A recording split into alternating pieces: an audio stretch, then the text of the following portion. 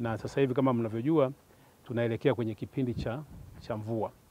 Kwa hiyo nafikiri kwenye kipindi cha mvua tutakuwa na challenges nyingi sana kupita. Kwa hiyo kwa kipindi hiki nafikiri tungeweza kuongeza manpower, tuongeze watu, tuongeze vifaa ili kazi iweze kukamilika. Na tunategemea kwamba hii kazi itakamilika mwaka kesho mwezi wa 4. Na baada ya hapo sasa tutakwenda kwenye hatua nyingine ambayo itakuwa ni kama data zitakuwa ni nzuri, basi itakuwa ni hatua ya uchorongaji wa mashimo yale marefu.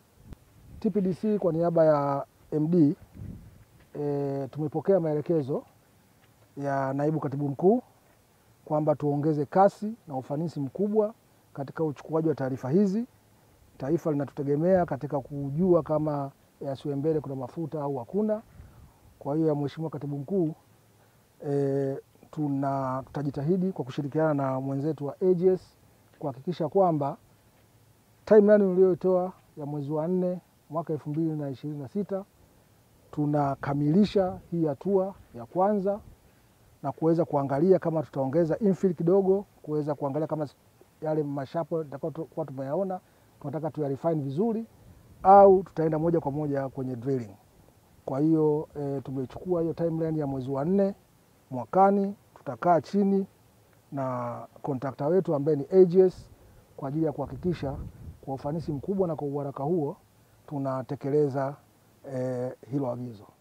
Wenzetu nchi za jirani wameshapata mafuta katika mabonde yao ya ufa, lakini sisi Tanzania ndio tulikuwa bado tuko nyuma katika hilo. Na sasa TPDC kama shirika la taifa tumeamua katika mabonde yetu ya ufa, hasa ile upande wa mashariki, tuweze kuendelea na utafiti wa kina na tuweze kuona kama tunaweza tukachimba.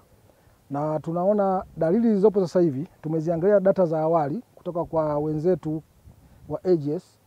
Data zinaonyesha matumaini makubwa sana ya kuweza kupata mafuta au gesi. Kwa ndani ya miaka 2 au 3 inayokuja, tunaweza tukafanya maamuzi makubwa ya kuweza kuchimba kisima cha utafiti na kuweza kujua kama kweli hizo picha zilizokuwa tunachoonyesha kwamba mafuta yapo au hayapo. Lakini dalili ni kubwa sana. Tumeziangalia hizi data leo tulivyofika, tumeziona na tunaona zina matumaini makubwa sana ya kuweza kupata mafuta au gesi katika bonde hili la Yasiwembele. La pili, faida mojawapo kubwa ni ajira. Kwa mfano kwa sisi vijana ambao tulikuwa mtaani kupitia mradi huu wa serikali, basi tumeweza kunufaika na swala zima la ajira.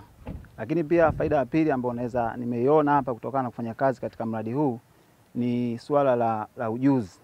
Kwa sababu sasa hivi ukiangalia nafanya kazi kama helper au msaidizi wa operator katika mashine hii. Kwa hiyo mpaka mradi huu utakapokuja kuisha, nadhani sitaondoka kama nilivyokuja.